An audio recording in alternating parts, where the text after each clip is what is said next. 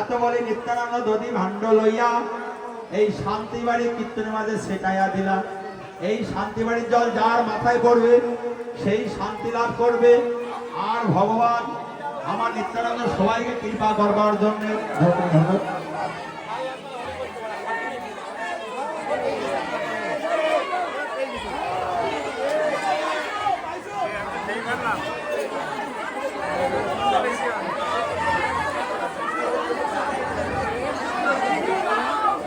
এই নিত্যানন্দ দধি ভাণ্ড জল শান্তি বাড়ি কীর্তন মাঝে ছিটাই দিচ্ছে, যার মাথায় পড়বে সেই শান্তি লাভ করবে।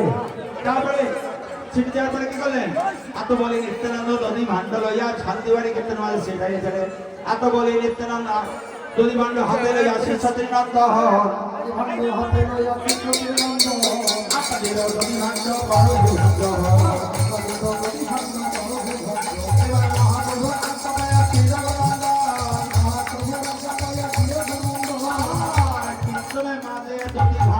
ভাগিয়ে